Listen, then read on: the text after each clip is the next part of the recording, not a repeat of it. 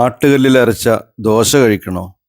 പത്തായത്തിലെ സുഗന്ധദ്രവ്യങ്ങളുടെ രുചിക്കൂട്ടുപൊടികൾ വാരിപ്പൂശിയ കൊതിയൂറും വിഭവങ്ങൾ രുചിച്ചു നോക്കണോ?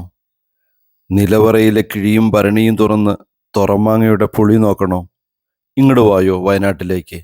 കൽപ്പറ്റ ബൈപ്പാസിലെ 1980s നമ്മുടെ അബുസലിംക്കയുടെ പഴമയുടെ പ്രൗഢിയും പുതുമയുടെ രുചിക്കൂട്ടും ഒന്നിക്കുന്ന 1980s. അരവിന്ദ് അപ്പോൾ ഇതുപോലെയാണ് ഇവിടെ ക്യൂ ആണ്. ഓരോരുത്തരുടെ പേര് കൊടുക്കുക, സമയത്തിനനുസരിച്ച് വിളിക്കും. ഇവരൊക്കെ ഇതുപോലെ വെയിറ്റിംഗ് ലിസ്റ്റിലുള്ളതാണ്. പേര് കൊടുത്ത് നിൽക്കുകയാണോ? ആണല്ലേ, okay okay. Yes, I'm waiting for some time. Yesterday it was closed, so we thought we should come here. Yesterday closed. Okay. And then today you are waiting. Okay.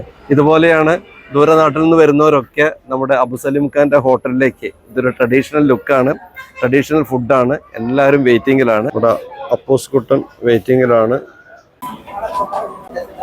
18 വിഭവങ്ങൾ അടങ്ങിയ സദ്യയാണ്.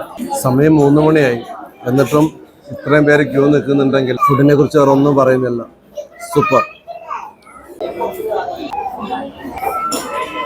റോഡിൻ്റെ ഇരുവശവും പാർക്ക് ചെയ്യുന്ന വാഹനങ്ങൾ കാണുമ്പോൾ കല്യാണപ്പുരയാണെന്ന് കരുതി വണ്ടി വിട്ടുപോകല്ലേ, ചവിട്ടിക്കോ. 1980s.